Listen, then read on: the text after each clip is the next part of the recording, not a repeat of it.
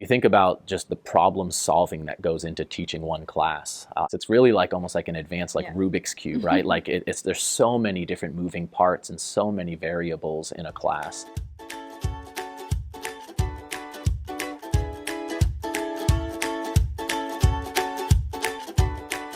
First off, can you introduce yourself?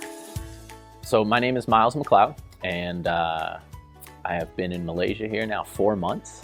Just came with the school. I've been teaching now for, I'd say, 12 years.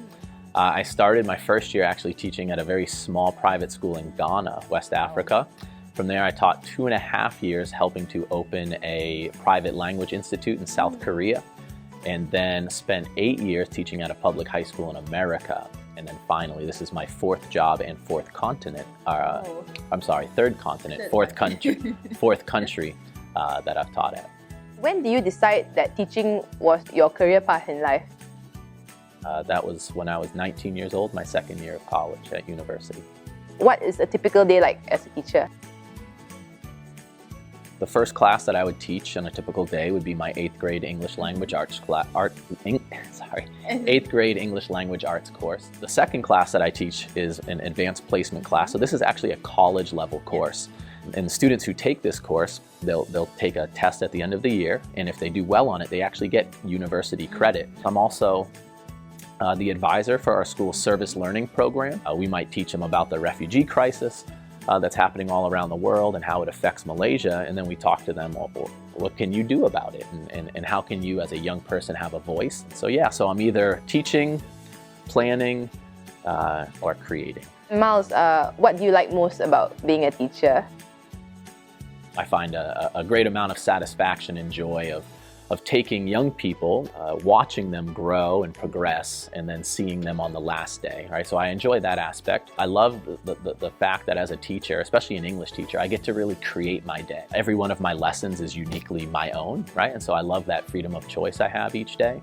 I also love learning. Right now I'm reading a new novel, Farewell to Manzanar, which is about the Japanese internment camps in America, and I'm reading it because I have to teach it next year. But along the way, I get to learn new things, right? So I love learning. And then lastly, my favorite thing probably about being a teacher is I love problem solving. Okay, and following up to that, what are some of the hardest parts of being a teacher? Today's teacher has to deal with so many different stakeholders compared to teachers in the past. Now you also have teacher and parent a lot more involved, right? And then you even have, the administrators, right? That's another kind of stakeholder that, and especially in a private school, right? There's the business side of the school as well as the academic side, and how do we increase enrollment? I think that's a really unique challenge for the 21st century teacher is being able to manage and juggle all the different stakeholders that are involved in the classroom and in the decisions of the classroom today. Throughout your teaching career, has there been a memorable moment or an experience? 2016-17, I was named the Teacher of the Year at my high school. I was also named that same year the Teacher of the Year in my county, which was one of the largest counties in America. And then I was also named Teacher of the Year in my state's region as well. So out of 100,000 teachers, I was selected as the Teacher of the Year. So in terms of recognition, that was obviously the most memorable. And Miles, in your opinion, is there a perfect student or a perfect class? It would be a lot like describing the perfect citizen, because really I'm in the business of creating good citizens. So someone who's not just learning because they want the A or the B, but someone who is learning because they understand and value that knowledge is the key to wisdom, and wisdom is the key to a good society. And so I think those would be the things that would make the perfect student is, love to learn, recognizes that learning is a gateway to making a positive difference, and then is not afraid of hard work or failure.